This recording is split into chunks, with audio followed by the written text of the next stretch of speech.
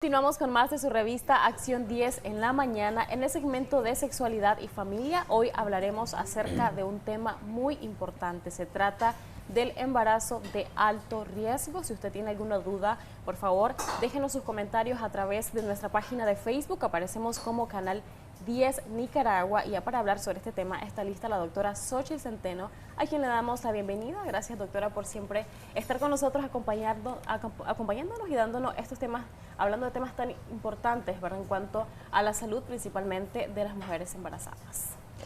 Buenos días, gracias por la invitación. Sí, vamos a definir primero lo que es un riesgo, ¿verdad? Un riesgo es la posibilidad o la probabilidad de sufrir un daño.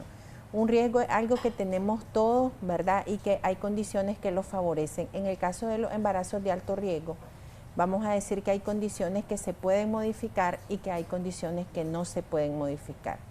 Por ejemplo, la edad, embarazos menores de 20 años y embarazos mayores de 35 años ya se consideran embarazos de alto riesgo. Para hablar un poco de esos factores que nosotros podemos elegir, ¿verdad? Si la paciente puede tener en su plan de vida cuántos hijos quiere tener, que también tiene que considerar el hecho de a qué edad los va a tener. Perfecto, doctora. En el caso de la edad, ¿verdad? Sabemos que sí hay muchos embarazos que ocurren de menores de 20 años. En este caso, ¿cómo se manejan? Debe haber un mayor control, y si también a eso se le puede sumar otro factor como puede ser lo que es el peso de la mujer que está embarazada. Sí, nosotros tomamos en cuenta la edad, el peso, ¿verdad? Tantos pacientes en sobrepeso como pacientes de muy bajo peso o delgadez extrema tienen riesgo de complicaciones que son diferentes. También si tienen enfermedades crónicas asociadas, por ejemplo, pacientes que de hecho ya son diabéticas, pacientes que de hecho ya son hipertensas, asmáticas, epilépticas. En el caso de la epilepsia es por los medicamentos, porque los medicamentos que nosotros usamos normalmente para nuestra enfermedad crónica no los podemos seguir usando durante el embarazo, sino que tenemos que tener alternativas y opciones medicamentosas para tratarlo y ver si la paciente lo tolera. Por ejemplo, una paciente que ya es hipertensa tiene mucho más riesgo de sufrir preeclampsia en el embarazo, que sí es un estado hipertensivo, pero se aúna a todas las complicaciones que pueden haber. En el caso de la preeclampsia, ¿sí podría colocar un embarazo de que sea de alto riesgo? Sí, nosotros podemos comenzar haciendo una clasificación desde el inicio, desde la captación del control prenatal, y decir si nuestro embarazo inicia siendo un embarazo de alto riesgo o de bajo riesgo. Y una paciente puede iniciar siendo de bajo riesgo, sin embargo, al ir transcurriendo el embarazo, nosotros valoramos cuánto va ganando de peso. Por ejemplo, hay un estimado de 11 hasta 15 kilos sobre el peso normal de nosotros. Entonces uno le dice a la paciente, usted tiene que meditar en el hecho que puede subir de 20 a 40 libras, para hablarlo en libras y que las pacientes nos entiendan mejor, sobre el peso actual de usted. O sea, sobre el peso que usted tiene ahorita, usted va a ganar de 20 a 40 libras. Entonces, si una paciente comienza un embarazo con más de 200 libras de peso, vamos a llegar a tener 250 libras aproximadamente, ¿verdad?, al final del embarazo. Y también existe lo que es una medición sobre lo óptimo, lo mínimo que puede ganar de peso uno durante el embarazo, lo mínimo son 8 kilos. Entonces, para eso nosotros tenemos que acudir al control prenatal, donde la gente siempre tiene la idea que es que solo nos miden la panza y nos pesan y ya no.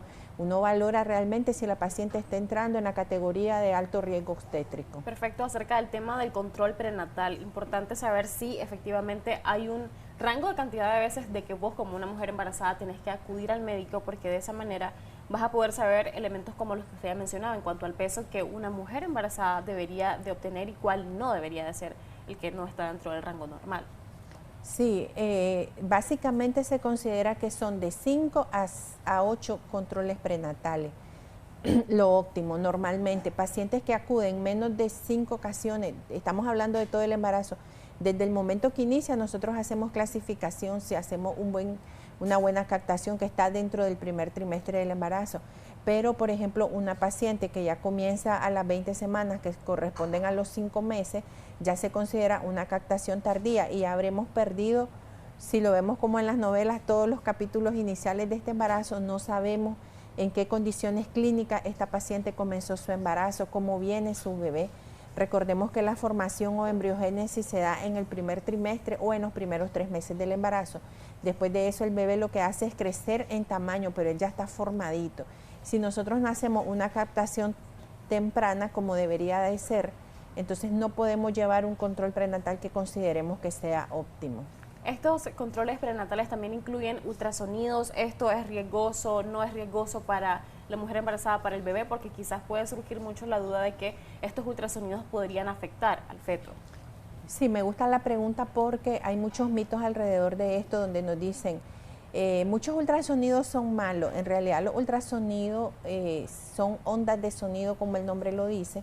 No son precisamente como en las radiografías, ¿verdad? Que son con rayos, entonces no hay un depósito, ¿verdad?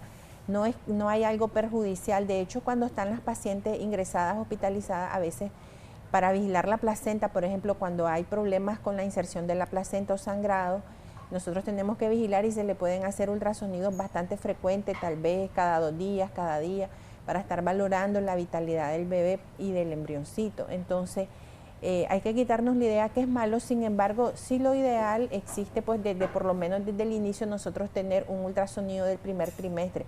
¿Por qué es importante? Para saber si tenemos 1 o 2 embarazos. Pueden haber embarazos gemelares que pueden pasar desapercibidos. Si el embarazo ya tiene, el embrión tiene frecuencia cardíaca fetal, generalmente se observa a partir de las 6 semanas, pero existe algo que se llama huevo muerto retenido o también embarazo anembriónico, donde no se ve la frecuencia y nosotros pasamos 10, 12 semanas y no sabemos que andamos ahí el embrioncito fallecido o que no se formó. Entonces es importantísimo los controles. También está ahora la opción de hacer de 3 y 4 dimensiones. Normalmente los ultrasonidos son bidimensionales o de 2 dimensiones. Es importante hacerle ver a la paciente que tiene que tener sus ultrasonidos. Si tenemos a la mano ahora los ultrasonidos 3, 4D estructurales y Doppler, que nos ayudan mucho a dar un seguimiento más adecuado a la paciente, más cuando tiene enfermedades médicas asociadas. Hablando de enfermedades, tenemos un comentario en Facebook y es: buenos días, feliz y bendecido día.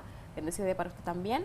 Dice: soy hipertiroidea y me cesarearon a los 35 semanas porque no tenía líquido amniótico su bebé, dice. Las enfermedades tiroideas son de las que pueden tener más repercusión durante el embarazo, tanto en hiper como en hipotiroidismo. No necesariamente es la causa de la disminución de líquido oligoamnios que tenía esta paciente, sin embargo, por eso se da una vigilancia bastante estrecha. Hay bastantes complicaciones. El embarazo de ella es un embarazo de muy alto riesgo y si a nosotros nos dicen, mire, vamos a tener que interrumpir su embarazo porque estar dentro de la mamá conlleva más riesgo para el bebé que estar afuera y probablemente el bebé se defiende un poquito más afuera. Por las enfermedades que presente la mamá, ya no es un medio óptimo para el bebé estar adentro, pero son casos muy especiales. Normalmente nosotros tenemos que hacerle ver a la paciente que son más de 36 semanas todavía se consideraría prematuro, aunque ya esté en los 9 meses. Recordemos que cumplimos 36 semanas, pero las 36 es un mes más, o sea, tenemos de las 36 a las 40 semanas para tener nuestro bebé. Ya después de las 40 semanas estamos hablando de que hay una prolongación del embarazo y hay que inducir el trabajo de parto y nosotros citamos a la paciente, mire, a las 40 semanas, si usted no ha desencadenado dolores, usted tiene que venir al hospital y si ya hemos decidido en conjunto con la paciente realizar una cesárea electiva, se realiza a las 39 semanas o una semana antes de su fecha probable de parto. Perfecto, doctora. ¿Sus últimas recomendaciones? Así es, si usted está pensando en salir embarazada, lo ideal es que haga una consulta preconcepcional para ver sus condiciones y detectar factores de riesgo antes del embarazo. Perfecto, doctora, sus contactos para poder nosotros realizar una consulta de manera privada, porque de hecho hay otros comentarios acá, pero lamentablemente por factor tiempo no podemos responderle. Sí, 78946648, estamos ubicados semáforos del Cine Salinas, 3 cuadras al norte, edificio Gurdián, frente a Farmacia Gurdián. Perfecto, muchísimas gracias, doctora Xochitl Centeno, por esa información tan importante y esperemos que ustedes puedan tomarla en cuenta. Ya aparece ahí el contacto telefónico de ella para que usted pueda realizar su consulta de manera privada. Nosotros así continuamos con más de Acción 10 en la mañana con Odili Vargas.